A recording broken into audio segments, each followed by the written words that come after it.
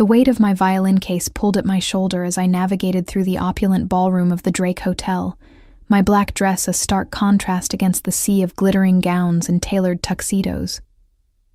The annual Chicago Elite Charity Gala was in full swing, with crystal chandeliers casting dancing shadows across marble floors that probably cost more than my entire year's rent. I wasn't supposed to be here as a guest. I was the hired entertainment, scheduled to perform a 30-minute set during dinner. My fingers traced the familiar curve of my violin case's handle, a nervous habit I'd developed over years of performances. Tonight felt different, though. There was an electricity in the air that had nothing to do with the orchestra tuning their instruments in the corner. Wealthy socialites mingled with business moguls, their laughter echoing off the vaulted ceilings, while servers in crisp white uniforms glided between them with champagne flutes. I found my designated spot near the grand piano, a small raised platform that would give me visibility over the crowd without making me the center of attention. Perfect. The last thing I wanted was to draw unnecessary notice from Chicago's elite. My father, Judge Robert Morrison, had always warned me about getting too close to the powerful families that dominated this city's social scene. Some of those smiles hide very sharp teeth, Juliet. He'd told me just last week when I'd mentioned tonight's performance. Play your music, collect your fee, and come straight home. As I unpacked my violin, the familiar ritual calmed my nerves. The Stradivarius, a family heirloom passed down from my grandmother, gleamed under the lights. Its rich, honey-colored wood had witnessed decades of performances, but tonight it seemed to tremble in my hands with anticipation. The ballroom's acoustics were incredible. I tested a few notes, letting the sound carry across the space, and noticed several heads turn in my direction. Good. That meant they'd actually listen when I began my formal performance. I'd chosen a selection of classical pieces that would complement the evening's sophisticated atmosphere without overwhelming the conversation. A server approached with a glass of champagne, which I politely declined. I never drank before a performance. It dulled the precision I needed for complex passages. Besides, I wasn't here to socialize. This was work, and I needed to remain professional. The crowd's energy shifted suddenly, conversations quieting as someone entered through the main ballroom doors. I glanced up from tuning my violin to see what had captured everyone's attention.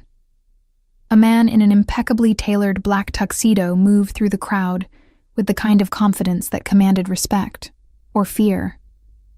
He was tall, probably in his early 30s, with dark hair slicked back and piercing eyes that seemed to catalog every person in the room.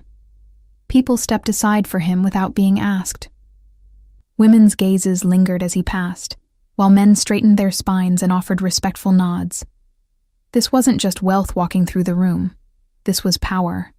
Raw, undiluted power that made my instincts prickle with warning. I forced myself to look away and focus on my preparations. Whatever drama was unfolding in Chicago's social hierarchy wasn't my concern. I was here to play violin, nothing more. Ladies and gentlemen, the event coordinator's voice crackled through the sound system. Please welcome our evening's musical entertainment, Miss Juliet Morrison. The spotlight found me as polite applause rippled through the crowd. I positioned my violin beneath my chin, raised my bow, and let the first haunting notes of Pachelbel's canon fill the ballroom. The familiar melody wrapped around me like a protective cocoon, transporting me away from the watchful eyes and into the pure space where only music existed. I moved through my repertoire with practiced ease, Bach's air on the G-string, followed by a passionate rendition of Vivaldi's Winter from the Four Seasons. The crowd had returned to their conversations, but I could feel their appreciation in the way the room's energy shifted with each piece. This was what I lived for, the moment when music transcended mere entertainment and became something transcendent. As I transitioned into the final piece, Mozart's Violin Sonata No. 21, I became aware of a particular intensity in the room's atmosphere. It felt like being watched by a predator. My eyes swept the crowd during a brief instrumental pause and locked onto the same dark-haired man from earlier. He stood near the bar, a crystal tumbler in his hand, his attention fixed entirely on me. The scrutiny should have made me nervous, but instead it sparked something defiant in my chest. I'd performed for audiences far more intimidating than one well-dressed man at a charity gala. I lifted my chin slightly and poured every ounce of passion into the final movement, letting the violin sing with a clarity that made several conversations pause mid-sentence. When the last note faded, the applause was genuinely enthusiastic. I took a modest bow and began packing my instrument, grateful that my obligation was complete. The fee from tonight's performance would cover my rent for the next 2 months and leave enough for groceries. Not glamorous, but sufficient. That was extraordinary. The voice came from directly behind me, smooth and cultured with just a hint of an accent I couldn't place. I turned to find the dark-haired man standing closer than I'd expected, his presence somehow more overwhelming up close. This near, I could see that his eyes were an unusual shade of green, like sea glass, and there was a small scar running along his left temple that suggested his life hadn't been entirely sheltered. "Thank you," I replied politely, continuing to pack my violin. "I'm glad you enjoyed it." "James Salvatore," he said, extending a hand.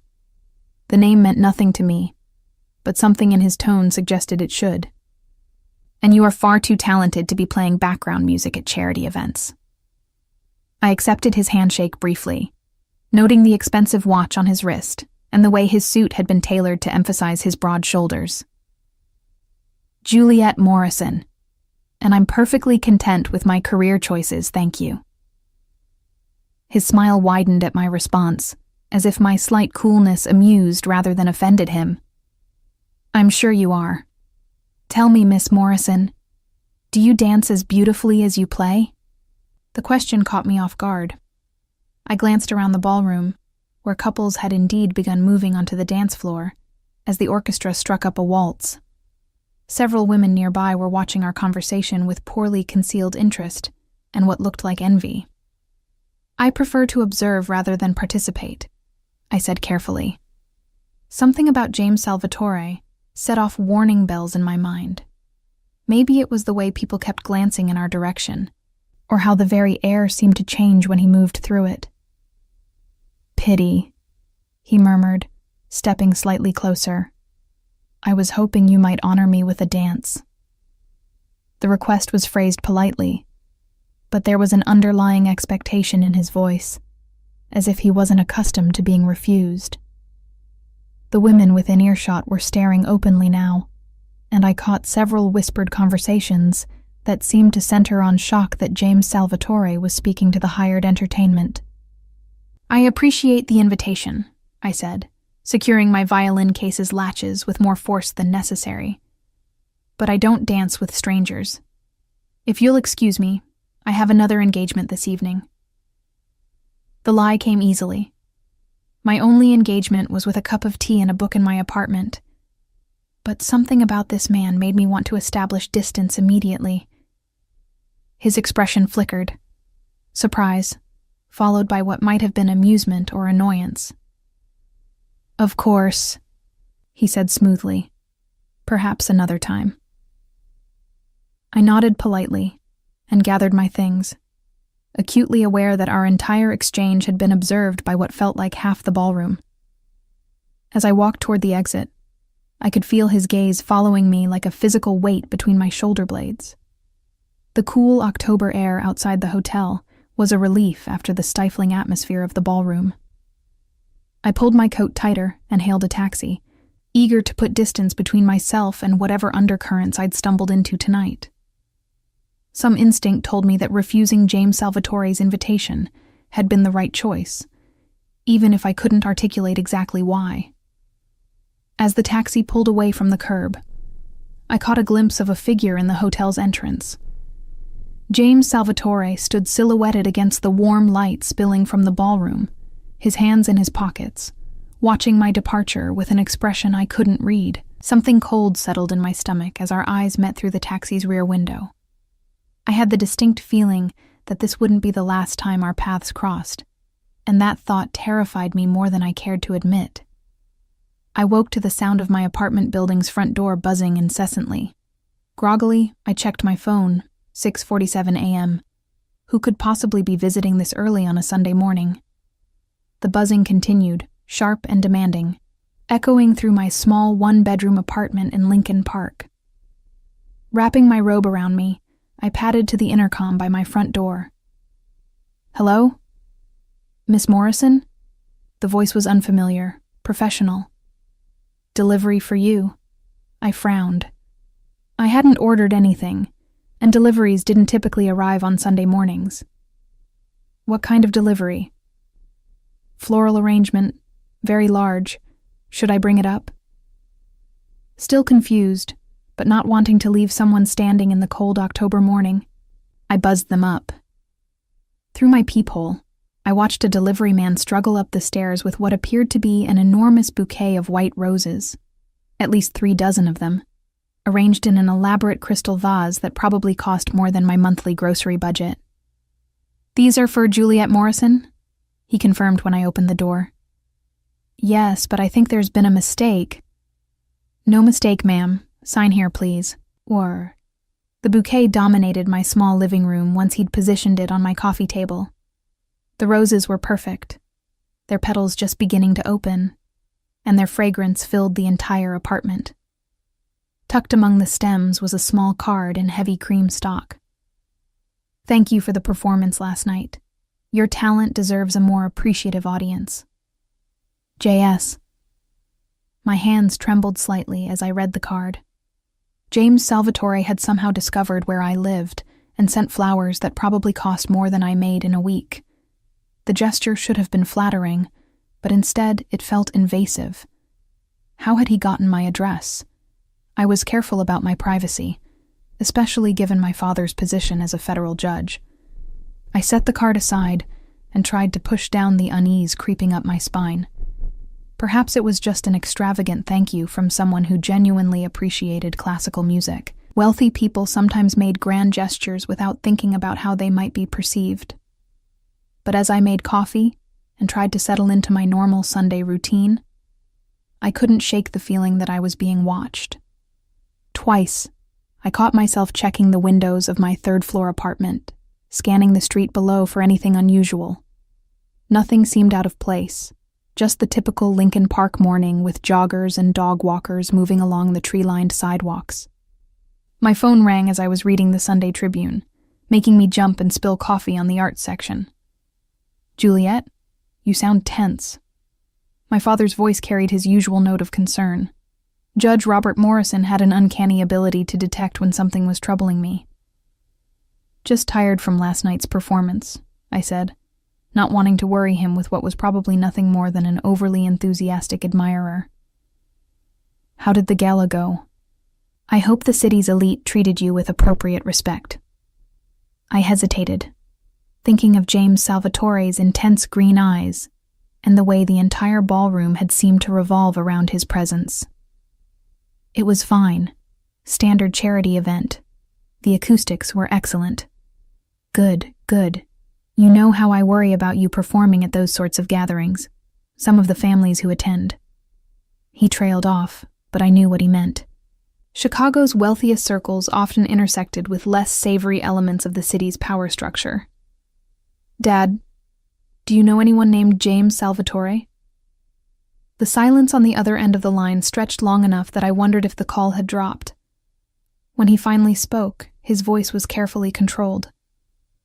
"Where did you hear that name?" "He was at the gala last night. We spoke briefly after my performance." Another pause. "Juliet, I want you to listen to me very carefully. James Salvatore is not someone you want to have any association with. If he contacts you again, you call me immediately. Do you understand?" My father's tone sent ice through my veins. In all my 25 years, I'd rarely heard him speak with such grave seriousness. "Dad, what aren't you telling me? Just promise me you'll be careful. And if anything unusual happens, anything at all, you call me right away." After we hung up, I stared at the white roses dominating my living room with new eyes. My father's reaction confirmed what my instincts had been screaming since last night. James Salvatore was dangerous in ways I couldn't yet comprehend. I spent the rest of the morning researching his name online, but found surprisingly little concrete information.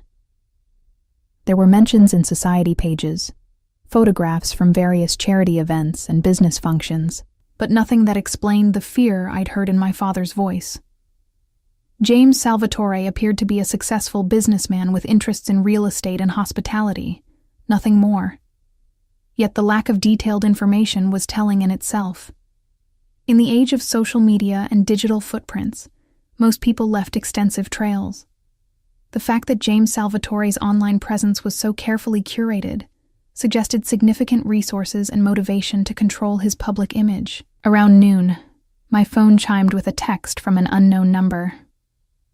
I hope you enjoyed the roses. Perhaps we could discuss your next performance over dinner tonight. James. My hands shook as I read the message. He had my phone number now, too. The walls of my apartment suddenly felt thin and vulnerable, as if his presence could penetrate them through sheer will. I didn't respond to the text, hoping that silence would convey disinterest. Instead, I tried to lose myself in practice, pulling out my violin and working through some challenging Paganini exercises that required total concentration. The familiar discipline of technical work usually calmed my mind, but today, even the music couldn't quite dispel the growing sense of unease. The afternoon passed quietly enough that I began to convince myself I was overreacting. Perhaps James Salvatore was simply a wealthy man unaccustomed to being refused, and my father's reaction was just protective paranoia. I made a simple dinner and settled in with a book, determined to treat this as a normal Sunday evening. At 8 o'clock, my building's front door buzzer rang again. This time, I didn't answer it. The buzzing continued for nearly 5 minutes before stopping, leaving my apartment in tense silence. I crept to my window and peered down at the street, but saw nothing unusual, just empty sidewalks under the golden glow of streetlights. My phone buzzed with another text. I know you're home, Juliet. We need to talk. The use of my first name, the certainty in his words, made my heart race. I double-checked that my apartment door was locked and considered calling the police. But what would I tell them? A man had sent me flowers and asked me to dinner? That hardly constituted a crime. 20 minutes later, a soft knock came at my door. Not the building's front entrance, but my actual apartment door. Someone had gotten inside the building. Miss Morrison? The voice was different from this morning's delivery man, deeper with a slight accent. Mr. Salvatore would like a word. I backed away from the door, my bare feet silent on the hardwood floors. Through the peephole, I could see a man in a dark suit, his hands clasped in front of him in a stance that suggested military or security training. I'm not available, I called through the door, proud that my voice remained steady. He's waiting in the car downstairs. Just 5 minutes of your time. Please leave or I'll call the police. There was a pause, then the sound of footsteps retreating down the hallway. I waited by the door for several minutes before cautiously checking the peephole again. The hallway was empty, but when I looked out my window, I could see a black sedan parked directly across from my building. The windows were tinted, but I had no doubt who was inside. I called my father. Juliet, what's wrong? James Salvatore is outside my building. He sent someone to my door asking me to come down and talk to him. The curse my father let slip was one I'd never heard from him before. Are you safe? Is your door locked? Yes. But Dad, how did he find my apartment? How did he get my phone number? Men like Salvatore have resources most people can't imagine. Listen to me carefully. You're going to pack a bag and come stay at the house for a few days. I can't just run away because some man sent me flowers and asked me to dinner. This isn't about flowers, Juliet. James Salvatore is connected to the Torino crime family. He's dangerous in ways you can't possibly understand. The words hit me like a physical blow. Crime family. The pieces suddenly clicked into place. The way people had reacted to him at the gala, the deference and fear, the careful distance others had maintained. "I'll pack now," I whispered. "No, don't leave the apartment tonight. It's not safe to move in the dark. First thing in the morning, I'll send someone to escort you." After my father hung up, I sat in my darkened living room, afraid to turn on too many lights and reveal my presence to whoever might be watching from the street below. The white roses seemed to mock me from the coffee table, their beauty now sinister in the shadows. Every sound from the building made me jump. Footsteps in the hallway, doors closing, the ancient heating system's groans and sighs. I dozed fitfully in my chair, unwilling to go to my bedroom where I'd feel more vulnerable. Just before dawn, I heard the soft rumble of a car engine starting. When I cautiously checked the window, the black sedan was gone, but tucked under my door was a single white rose with another note in that same heavy cream stock. "You can't hide forever, beautiful. We will dance eventually." J.S. The safe house my father had arranged turned out to be a modest cabin in Lake Geneva, Wisconsin, about 2 hours north of Chicago. Detective Sarah Chen, a family friend who worked closely with federal law enforcement, had driven me there early Monday morning while my father pulled strings to ensure the location remained confidential. "This is temporary," Detective Chen assured me as we pulled up the gravel drive. "Just until we can figure out exactly what Salvatore wants and how to handle it legally." The cabin was rustic but comfortable, surrounded by tall pines that would provide cover from prying eyes. It had been used before to house witnesses and had basic security measures in place. For the first time in days, I felt like I could breathe without looking over my shoulder. But isolation brought its own challenges. With nothing but my violin and my thoughts for company, I found myself obsessing over every detail of my encounter with James Salvatore. Had I somehow encouraged his attention? Was there something I'd said or done that made him believe I was interested? On Wednesday evening, as I was practicing near the cabin's large front window, I noticed headlights turning up the drive. My heart hammered against my ribs until I recognized Detective Chen's unmarked sedan. She wasn't alone. A second car followed behind her. "We need to talk," Chen said when I opened the door. "There's been a development." The man who emerged from the second car was someone I didn't recognize. Tall, silver-haired, wearing the kind of expensive overcoat that suggested significant authority.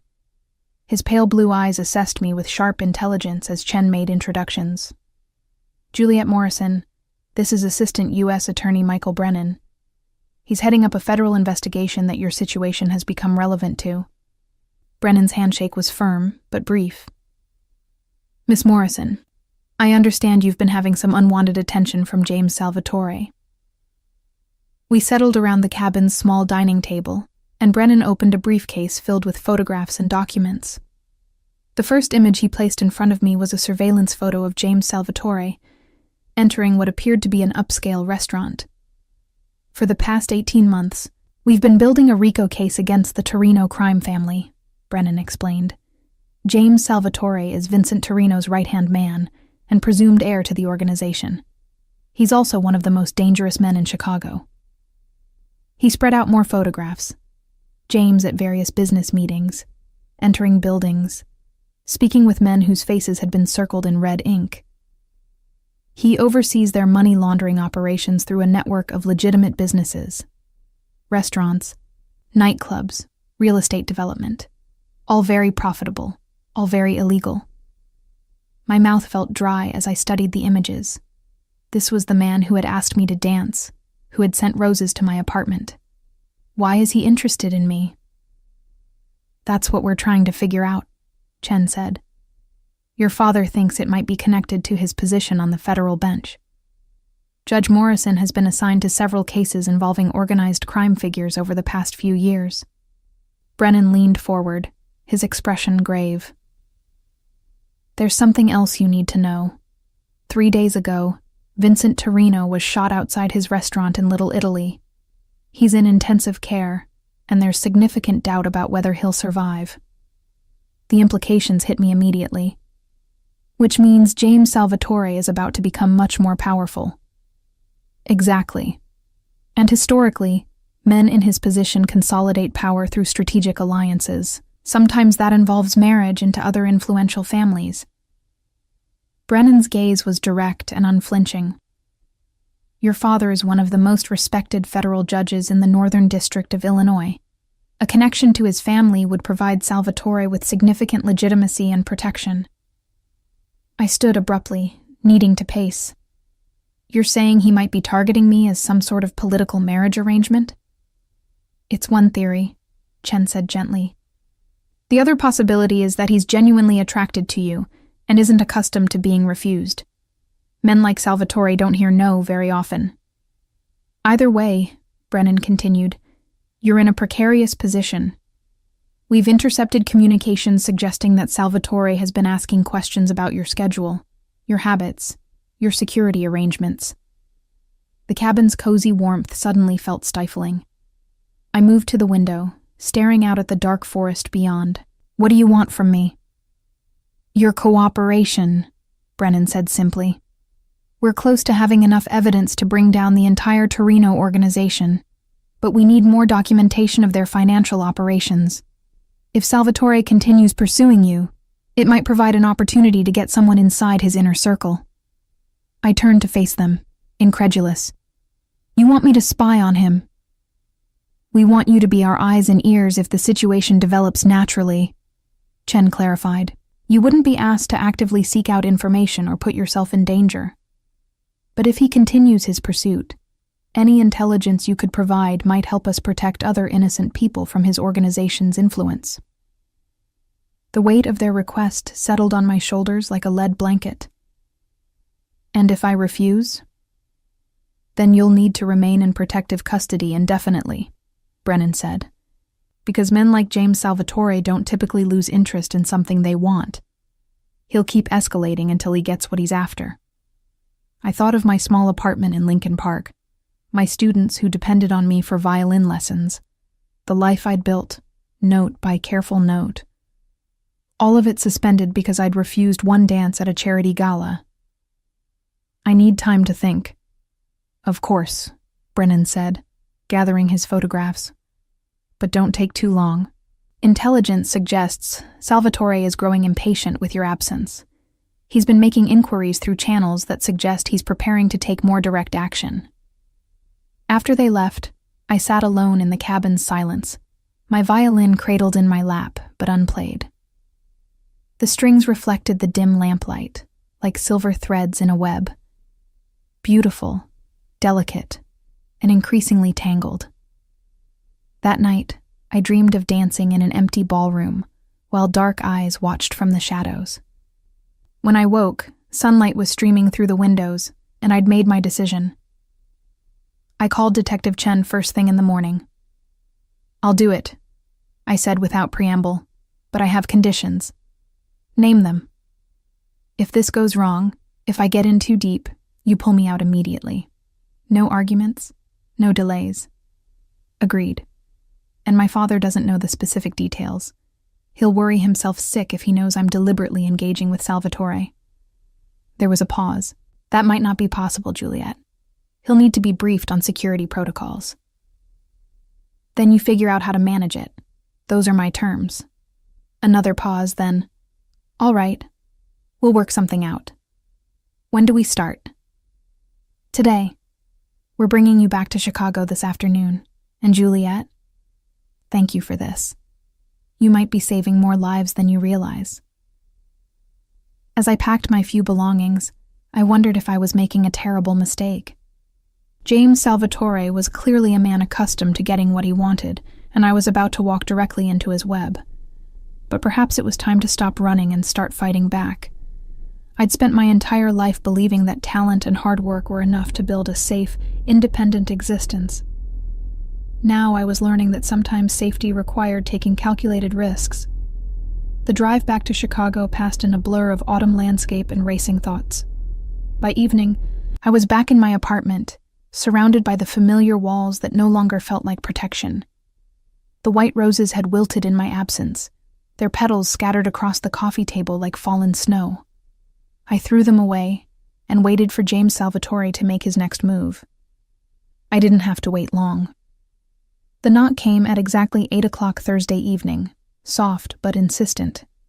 I'd been expecting it since Detective Chen had returned me to my apartment that afternoon, but my heart still hammered against my ribs as I approached the door. Through the peephole, I saw the same man who had come to my door Sunday night, tall, broad-shouldered, wearing an expensive suit that couldn't quite disguise the bulge of a shoulder holster. But this time, he wasn't alone. James Salvatore stood beside him, his hands clasped behind his back, his posture relaxed but alert. "Miss Morrison?" The bodyguard's voice was professionally polite.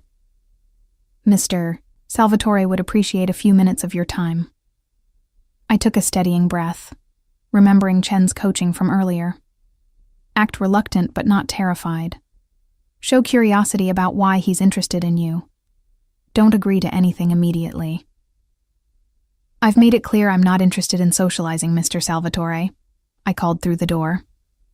"I understand your caution," came his reply, his voice carrying easily through the thin wood. "But we have mutual interest to discuss. 5 minutes, that's all I ask." "What mutual interest could we possibly have?" "Your safety, for one. May I come in? These hallways have excellent acoustics, and some conversations are better held privately." The implied threat was subtle, but unmistakable. I could continue this exchange where neighbors might overhear, or I could invite him inside where we could speak candidly. Neither option felt safe, but Detective Chen had emphasized the importance of seeming to cooperate. I unlocked the door and opened it, staying partially hidden behind it as they entered. James Salvatore moved through my modest living space with the same predatory grace I'd observed at the gala, his eyes cataloging every detail. His bodyguard remained by the door, a silent sentinel. "Charming," Salvatore said, examining the framed photographs on my mantelpiece. "You come from an accomplished family. Your father's reputation precedes him." "Is that what this is about? My father?" He turned to face me, and I was struck again by the intensity of his green eyes. Up close, in the intimate setting of my apartment, his presence was even more overwhelming. "Partially. Your father is a man of integrity in a city where integrity is rare. That makes him valuable. And dangerous to men like you." His mouth curved in what might have been amusement. "Direct. I appreciate that quality." He gestured toward my couch. "May I sit? Standing makes me feel like I'm intimidating you, which isn't my intention." I remained standing, keeping distance between us. "What do you want, Mr. Salvatore?" "James, please. And what I want is surprisingly simple." He settled onto my couch as if he belonged there, his movements fluid and controlled. "I want to get to know you better." "Because I refuse to dance with you?" "Because you're the first person in years who's treated me like a human being rather than a title." His expression grew unexpectedly serious. "Do you know what it's like to have every interaction calculated? Every conversation filtered through fear or ambition? You spoke to me that night as if I were simply another guest at the gala." I studied his face, looking for deception, but finding what appeared to be genuine emotion. "And that's worth pursuing me to my home? Disrupting my life?" I'm afraid I've gotten rusty at normal courtship. He leaned forward slightly, his gaze never leaving mine. "In my world, when you want something, you take direct action to obtain it. I'm not something to be obtained." "No," he agreed. "You're someone to be won. There's a significant difference." The distinction should have been reassuring, but something in his tone suggested that his methods of winning might be just as invasive as simple taking. "And if I'm not interested in being won?" "Then I would need to understand why. What would it take to change your mind?" The question hung between us, loaded with implications. Chen had prepared me for this, the moment when I'd need to show enough interest to keep him engaged, without committing to anything specific. I don't date men I don't know, I said carefully. And what I know about you comes mostly from whispered warnings. Ask me anything. I'll answer honestly. Are you a criminal? He didn't flinch at the direct question. I operate businesses that exist in gray areas of the law. Some would consider that criminal. Do you hurt people? This time there was a pause, and I saw something flicker across his features. When necessary, to protect what's mine. The clinical way he said it sent ice through my veins. Have you killed anyone? That's not a question I can answer safely, for either of us. Which was an answer in itself. I wrapped my arms around myself, suddenly cold despite the apartment's warmth. Why would I want to be involved with someone like that?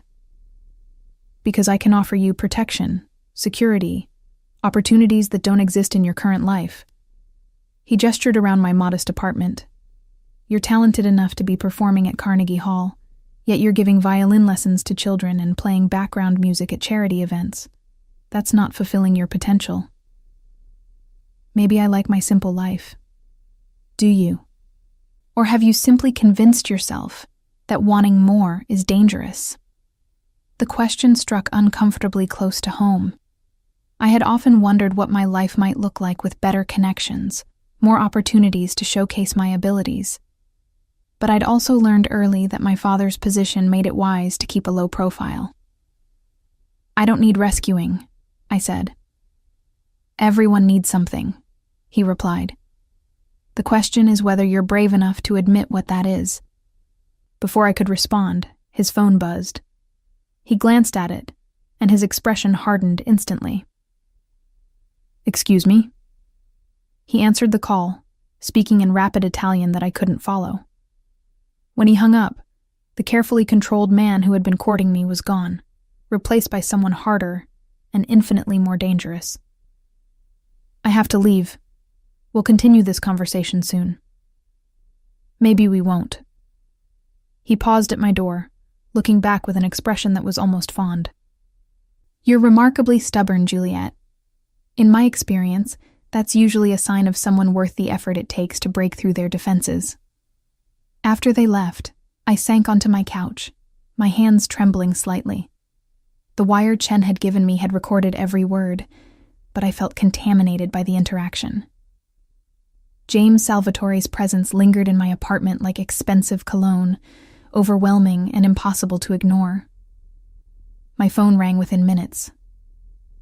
How did it go? Chen's voice was carefully neutral. He's not what I expected, I admitted. More intelligent, more human than I anticipated. That's what makes him dangerous.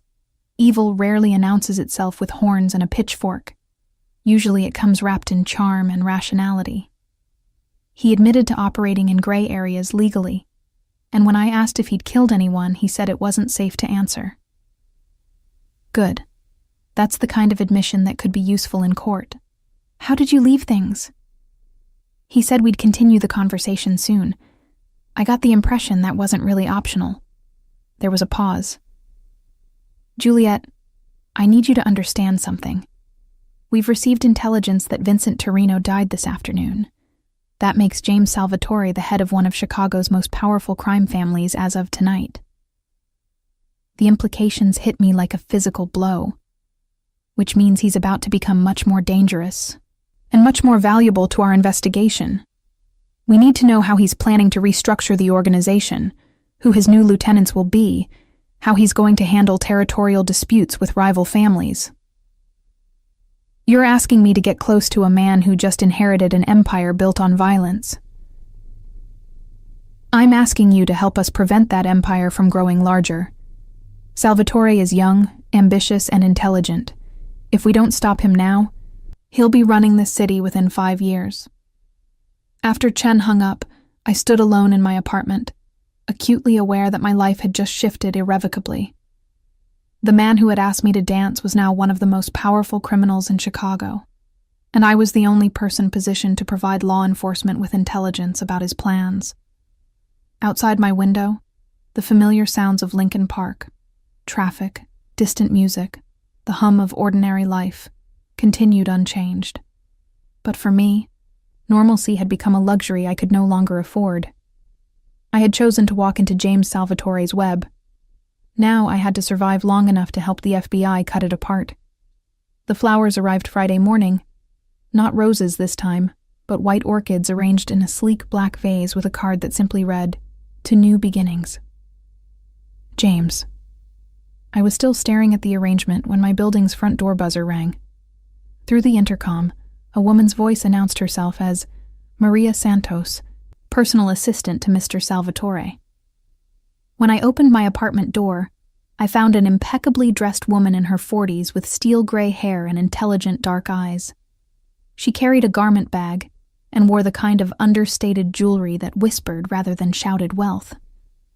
"Miss Morrison," she said with a slight accent that might have been Spanish or Italian, "Mr. Salvatore has requested that I deliver this and extend an invitation."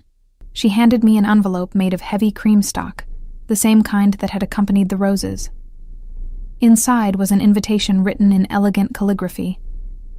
"The honor of your presence is requested for dinner tomorrow evening at Torino's restaurant, 7 o'clock. Address has been provided for your convenience." "I don't recall accepting any invitation," I said carefully. Maria's smile was polite, but didn't reach her eyes. "Mr. Salvatore was confident you would reconsider, given recent circumstances. He mentioned that you might be curious about his new responsibilities." The phrasing was delicate, but the message was clear. Vincent Torino's death had changed everything, and James Salvatore wanted me to understand what that meant for both of us.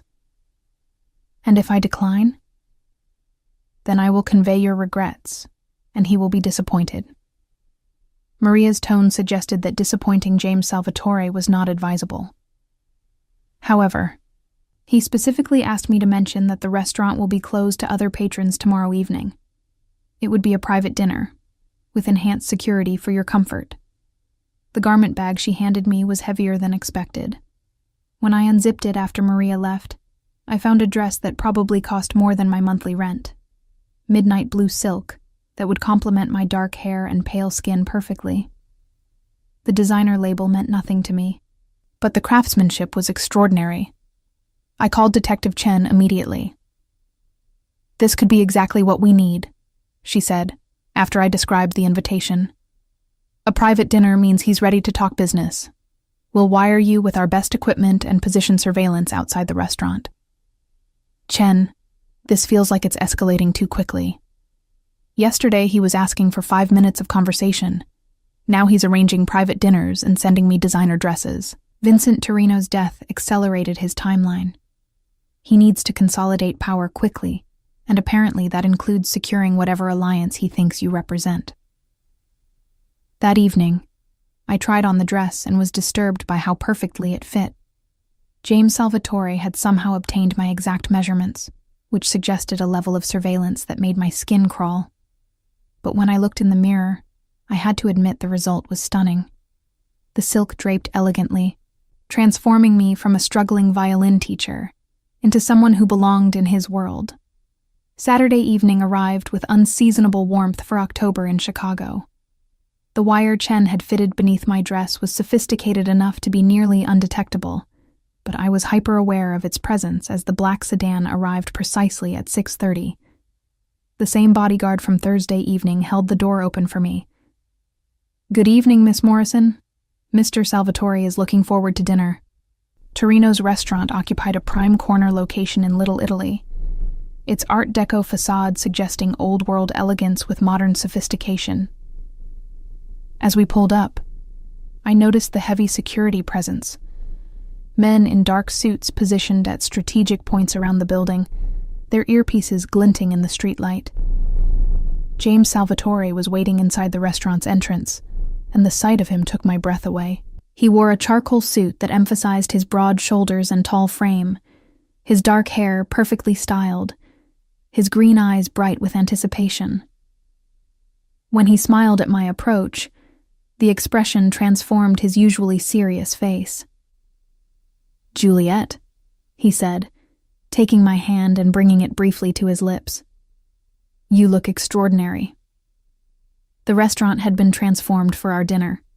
Instead of the usual crowded dining room, only one table remained, positioned near the large windows overlooking the street, set with crystal and silver that caught the light from dozens of candles. The rest of the space had been cleared, creating an intimate dining room just for us. "You've gone to considerable trouble," I observed as he guided me to my chair. "Special occasions deserve special attention." He took the seat across from me, his movements fluid and controlled. "I thought you might appreciate privacy for our conversation." A server appeared with champagne, but I declined. "I don't drink much." Another admirable quality. James accepted a glass of what appeared to be expensive whiskey. "Most people in my position are surrounded by individuals who tell them what they want to hear. Your honesty is refreshing." The first course arrived, some sort of delicate seafood preparation that probably required hours to prepare. I took a small bite, acutely aware that every word of our conversation was being recorded. "You mentioned new responsibilities," I said carefully. "I assume you're referring to Mr. Torino's death." His expression grew somber. "Vincent was like a father to me. His passing creates both opportunity and obligation." "What kind of obligation?" "To protect the people who depended on him, to maintain the stability he created, to honor his legacy while adapting to changing circumstances." James leaned forward slightly. "The business world is evolving, Juliet. Old methods aren't always effective for new challenges." "What kind of new challenges?" "Competition from younger, more aggressive organizations. Federal attention that requires more sophisticated legal strategies. The need for legitimacy in a society that's becoming less tolerant of traditional approaches." I was beginning to understand the subtext. James Salvatore was planning to modernize and legitimize the Torino organization, which would require connections to respectable society. Connections like a federal judge's daughter. "And you think I might be helpful with these challenges?" "I think you represent something I've been missing." His gaze was direct, intense. Respectability, intelligence, culture. The kind of partnership that could open doors previously closed to men in my position. Partnership implies equality. What you're describing sounds more like acquisition. His smile was slight but genuine. "You don't make this easy, do you?" "I don't make anything easy for men who think they can purchase what they want." "Good. If you were easily purchased, you wouldn't be worth the effort." He set down his glass, his expression growing serious. "Let me be completely honest with you, Juliet.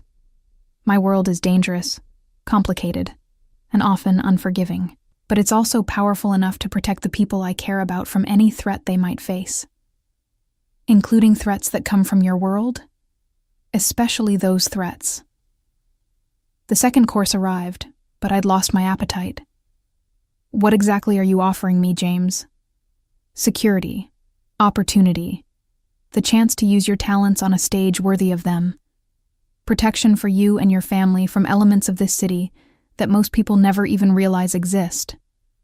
And in exchange, your companionship, your intelligence, your presence at my side as I build something new from what Vincent left behind."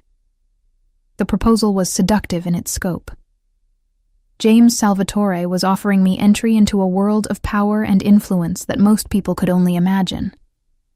But the price was my independence, my safety, and quite possibly my soul. "I need time to consider this." "Of course, but understand that time is a luxury we may not have much of." His expression darkened. "Vincent's death has created instability. Other organizations are already making moves to claim territory they think we can't defend. I need to demonstrate strength quickly. And having a federal judge's daughter on your arm would demonstrate that strength. Among other things, yes." Before I could respond, his phone buzzed. He glanced at it, and I saw his jaw tighten. "Excuse me for one moment." He stepped away from the table to take the call, speaking in low, urgent Italian. When he returned, the carefully controlled man who had been courting me was gone, replaced by someone harder and infinitely more dangerous. We need to leave. Now. What's happening? Someone firebombed one of my warehouses 20 minutes ago. This was meant to be a message, and I need to respond appropriately. As he helped me from my chair, I caught a glimpse of the man James Salvatore became when his empire was threatened. His movements were precise and economical. His voice carried absolute authority, and his eyes held a coldness that made me understand exactly why people feared him. "The car will take you home," he said as we reached the restaurant's entrance. "We'll continue this conversation soon." "James?" He paused, looking back at me with an expression that mixed regret with determination. This is what my world looks like, Juliet. Beautiful moments interrupted by ugly realities. If you choose to be part of it, you need to understand that completely. As the sedan pulled away from the restaurant, I watched James Salvatore disappear into a black SUV surrounded by armed men.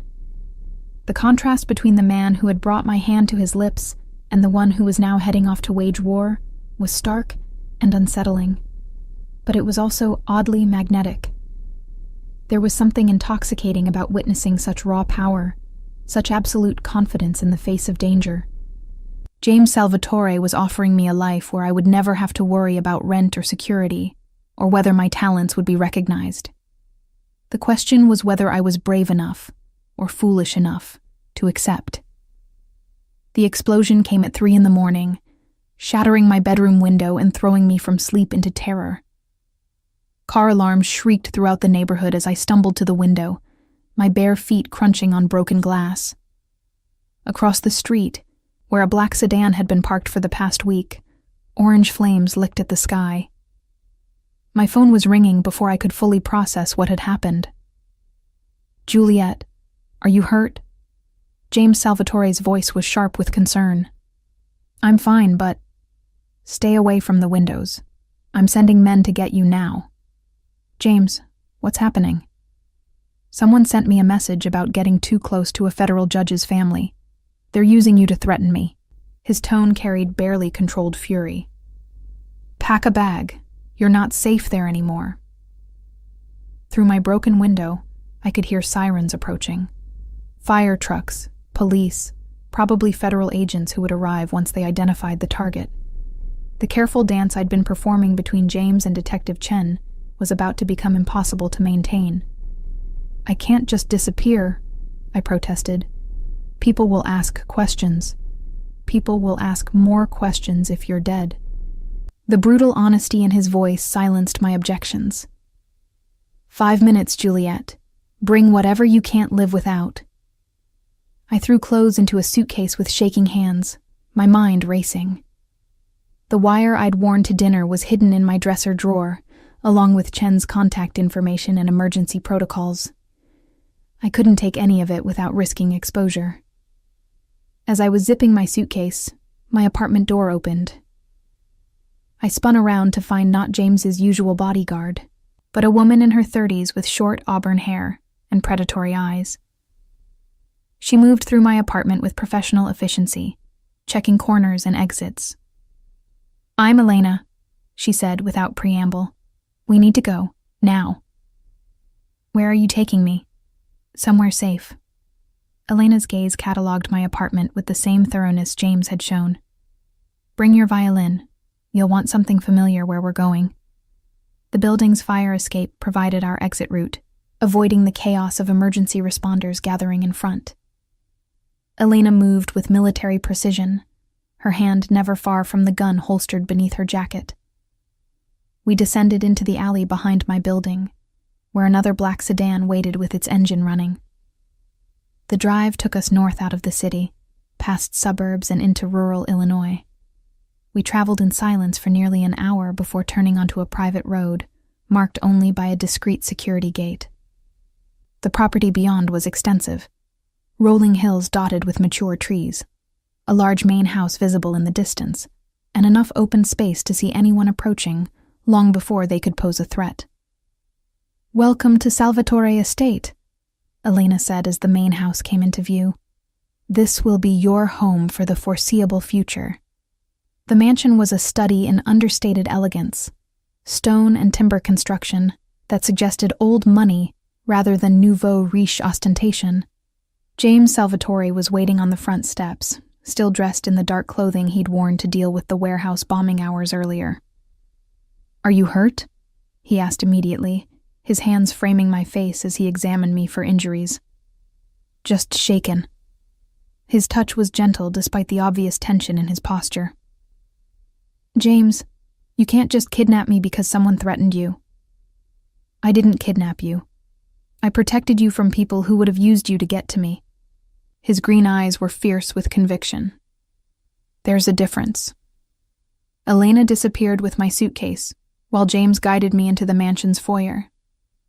The interior was as impressive as the exterior suggested: high ceilings, artwork that belonged in museums, and an atmosphere of quiet luxury that spoke of generations of wealth and power.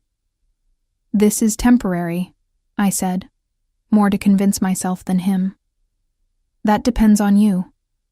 He led me into a sitting room, dominated by a massive stone fireplace.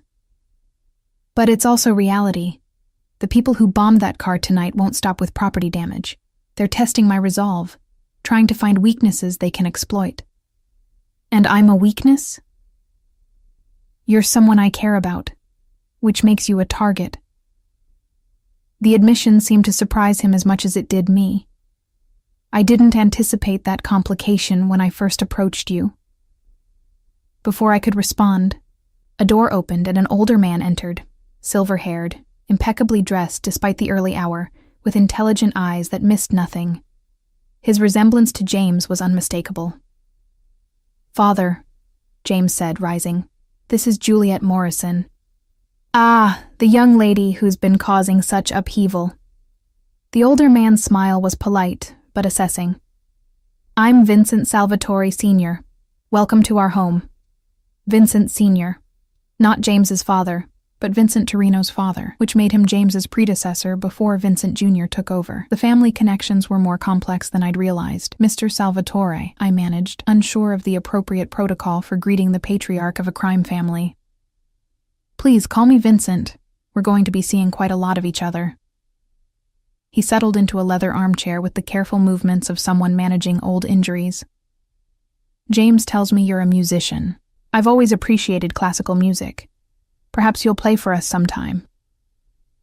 The casual domesticity of the suggestion was surreal given the circumstances. But there was something in Vincent Sr.'s manner that suggested refusing him would be unwise. "I brought my violin," I said carefully. "Excellent." Vincent's approval seemed genuine. Music brings civilization to even the most complicated circumstances. Over the next hour, as dawn began to lighten the sky beyond the mansion's windows, I learned more about the world I'd stumbled into. The Salvatore family had operated in Chicago for 3 generations, building an empire that spanned legitimate businesses and less legal enterprises. James was being groomed to modernize the organization, bringing it into the 21st century with reduced federal exposure and increased profitability. "The old ways are dying," Vincent Sr. explained as Elena served coffee in delicate china cups. "Men like my son Vincent thought force was always the answer. James understands that true power comes from making yourself indispensable rather than feared." "And where do I fit into this modernization?" "You represent legitimacy," James said. "Connections to respectable society that can open doors previously closed to us. Your father's position, your education, your reputation, all valuable assets in the new landscape we're building." "You're talking about me like I'm a business acquisition." "Never that." James leaned forward, his expression intense. "But I won't pretend your background isn't part of what makes you valuable to me. The question is, what I can offer that's valuable to you." Before I could answer, his phone buzzed with an urgent message. His expression darkened as he read it. "The warehouse bombing was just the beginning," he said grimly. "They've also hit 2 of our restaurants and tried to intimidate some of our legitimate business partners." "Who's they?" I asked. The Kozlov organization. Russian Bratva that's been trying to expand into our territory for months. James stood, his posture shifting into command mode. They think Vincent's death makes us vulnerable. Are you vulnerable? His smile was sharp and dangerous. They're about to discover exactly how mistaken that assumption is.